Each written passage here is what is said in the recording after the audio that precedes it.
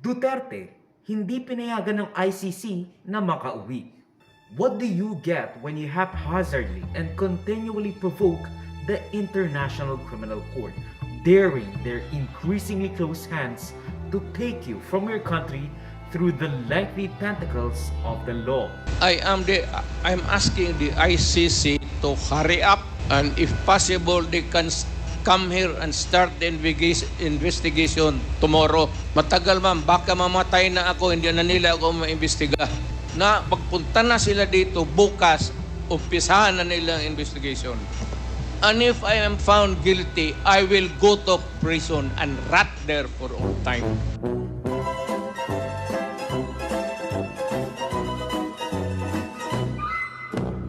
While outwardly admitting and scorning those who have suffered your war on poverty narcotics. Meron akong death squad. Yung isang Mr. Chair. gangster, utusan ko. Patayin mo yan, kaya kung hindi mo patayin yan, patayin kita ngayon. Can we be very clear? Hindi naman death Salitang, squad. salitang ano po ito? Salitang diretso. Opo. Hindi naman death squad. Basta alam ng tao sa Davao na nandyan ako.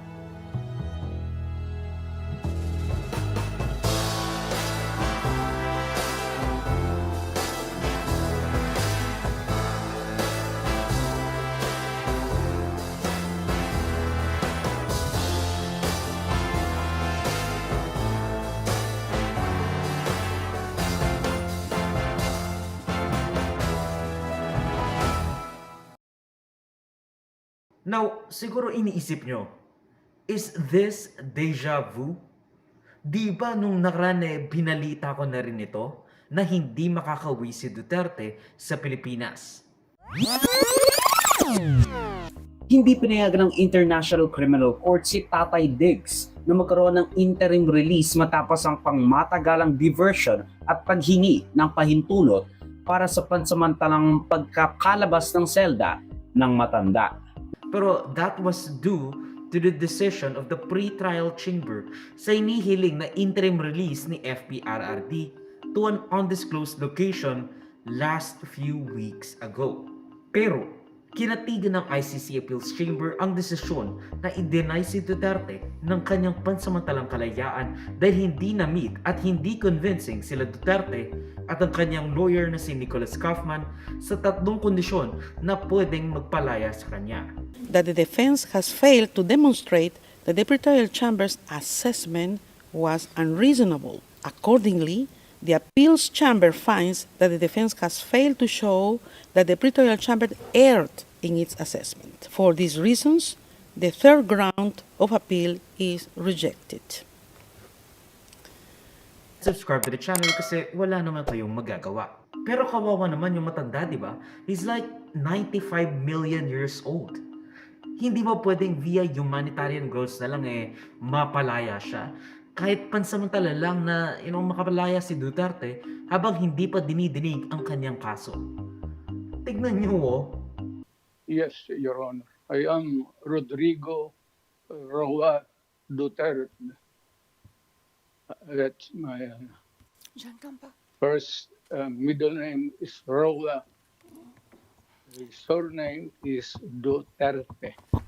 Di ba talagang nakakaawa? So, ano ba yung tatlong kondisyon para makamit ni Duterte ang inaantay at inaasam-asam niyang interim release? First off, kailangan natin unang malaman ano nga ba ang interim release.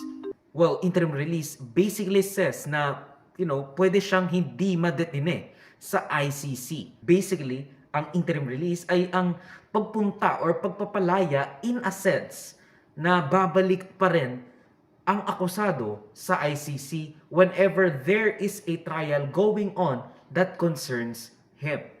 At yung interim release na yon, it doesn't really have to mean na kailangan dun sa pinanggalingan ng country. It is whatever country accepts Duterte as their jurisdictional person. Kumbaga, kung sino yung magkakaroon ng responsibilidad to guard Duterte or at the very least house Duterte and ensure na hindi siya makakalabas ng bansa. Subscribe to the channel kasi wala naman kayong magagawa. So ano nga ba yung tatlong kondisyon para makamit ni Duterte ang inaantay niyang interim release? Una, hindi siya flight risk. Kailangan nilang mapatunayan na hindi flight risk si Tatay Diggs. Kaso nga lang, hindi kinikilala ng mga Duterte ang jurisdiction ng ICC sa kaso ng kanilang patriarch. Oh, lalabas na yan si PRD. Ano na yan natin, i-jailbreak na yan natin lahat. Yung ilan bumoto kay PRD, 16 million. Yung 16 million na yan, punta tayo doon sa ICC detention center. No? Pangalawa, walang risk na ma-intimidate o magagambala mo yung mga alleged victims o kung namatay man yon, yung mga kaanak nito kapag napalaya ka. At pangatlo, walang risk na mauulit niya yung mga binibintang sa kanya even at a smaller scale. Pero dahil nanalo siya sa Davao City at paulit-ulit niyang sinasabi na gagawin niya uli kung ano man ang kailangan niyang gawin, kung ano man ang sinasabi tungkol sa kanya, he will fucking do it all over again. Pag nagkapanahon akong uli na magtakbo ako ng mayor, maminos-minos talaga lang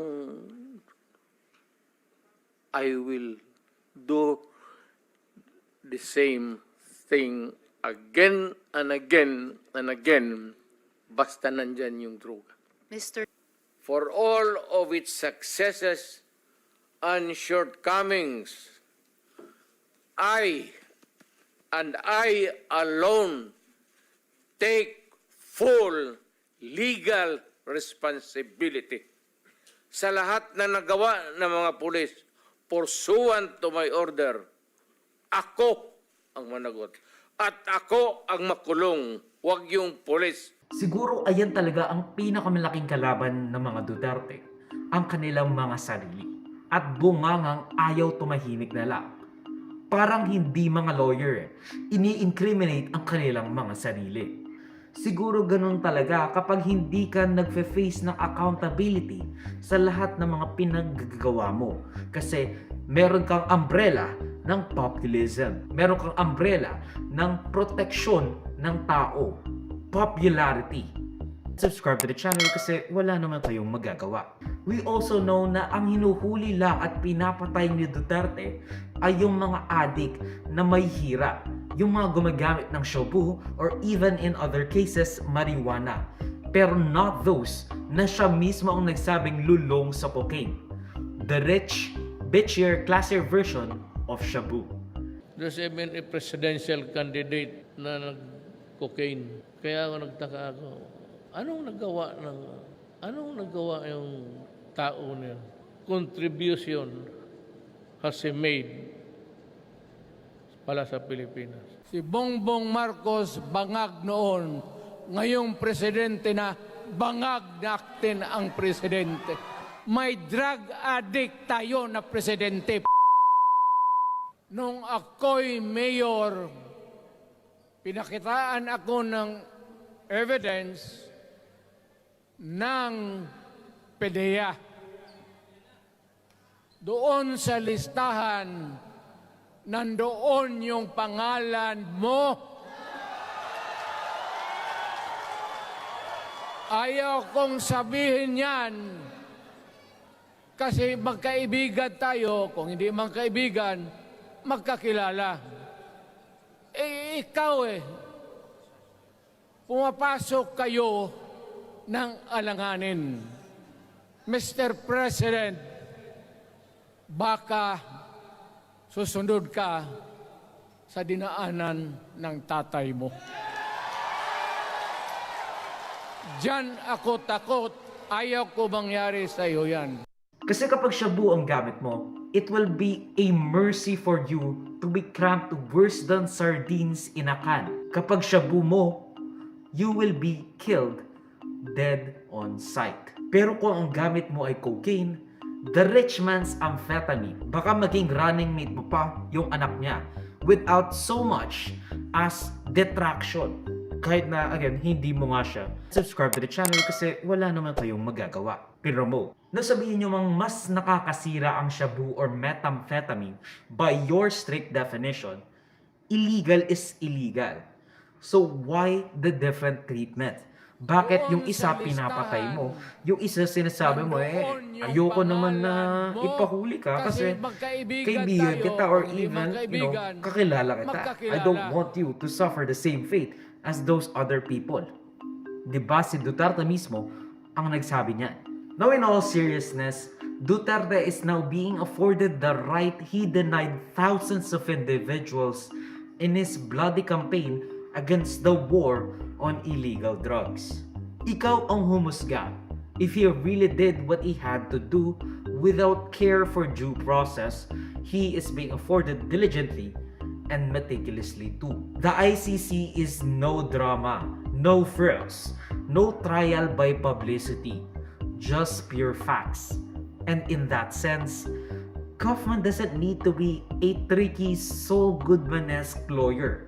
He just has to do his freaking job, as is the right of his client to a fair but ultimately justified trial. Fact-finding, not grandstanding. Ikaw, sa tingin mo ba dapat ba siyang litisin sa ibang bansa? For me, probably. I still feel like we should at least first get a trial going sa Pilipinas bago papuntahin si Duterte sa The Hague, the Netherlands. Legally speaking, ayon sa Supreme Court of the Philippines, legal ang kanyang pagkakahuli at paglipad sa the Netherlands no matter how much Duterte packed the Supreme Court. The Senate resolution to #bring Duterte home, not in a can or in a jar, has gained steam pero it doesn't really have any bearing kasi nga again, the ICC does not care about the Senate of the Philippines. No matter what resolution are they pushing forward kahit na overwhelmingly in support ang mga tao. Now all we have to do is wait until the trial actually begins. At peperahan ng peperahan ni Nicholas Kaufman si Duterte. And that is something I could respect. Ang video clip na ito ay galing sa aking series ng News Unworthy Recap. Check the entire videos for the complete weekly news recap and subscribe to the channel to be kept up to date sa mga local at global news na I'll make sure will be interesting to you. Particularly you, whatever your name is. Hindi ko alam, sorry. Salamat sa panonood mga ka-farmy. Like, subscribe, follow me like sa socials and avoid Joseph that will be linked down below. So susunod, of course. Paalam.